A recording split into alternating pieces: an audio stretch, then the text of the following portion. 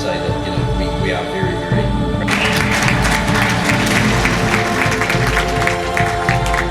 Well, I think you might have heard about Paris Whitehead. So, and she wrote this book here, Dodo Birds Don't Fly. She was in Sunday Not, here's a photograph of her at Sunday Not Pay Plus. The book's taken off, it's doing really, really well. And you know, as part of being a New Zealand company and New Zealand authors and things, it's up to us to make sure that we promote that. So we invited Paris along. So Paris, do you want to come and join me up on stage? So, you know, at just 13 years of age, they described her as an ex-Lindy Dodd. You know, renowned publisher, author and book critic Finley MacDonald said Paris is very talented and wanted to grow as an artist and a writer. We get a lot of unsolicited manuscripts of children's books, and I can tell you this surpasses, if not all of these, regardless of the age of the author. And then, so Paris has had so much writing skill and things, so she's had some... Where did you get the idea for the book? We have a few connections with people who are artists, and a friend of my dad's, I think, came up with some pictures, which was going to be for a children's book, but didn't turn out well. So inspired by these, I continued to write about them, and which eventually turned into this. Awesome. Yeah. Awesome. And so when did you know you wanted to write books? From a very young age, I think. I was always a reader.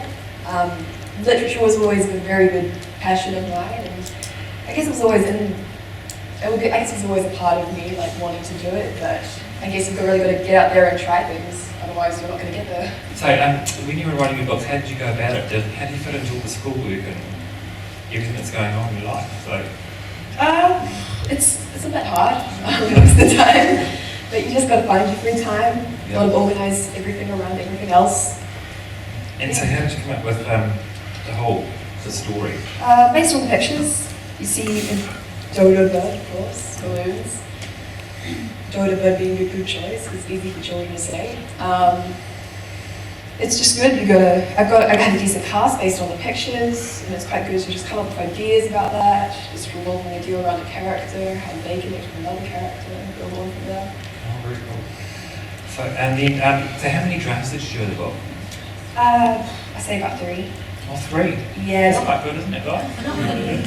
And so, what was the story about how you got your book published? So how did you go about getting it all into? Taking it to a publisher, which was through a friend of a friend. Yeah. Basically seeing if this fit in, which it did, which we were really happy about. Yeah. And eventually just getting that deal in. And so when they saw the story, sort of what was their sort of first feedback? Love it. Yeah, they said they were interested. They said they wanted it, and Yeah. I was like, oh, well, that's interesting.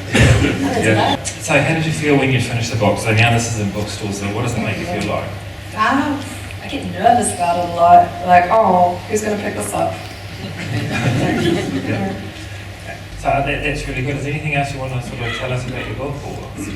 Paper Plus really, really helped with this. They're really supportive, and I think that's really good for young authors that are growing. Yeah.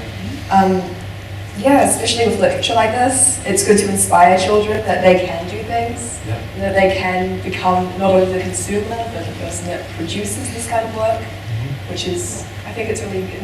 I hope I can inspire younger children with what I've done. It's really, really good to have someone so talented as Paris and we can support each Paris.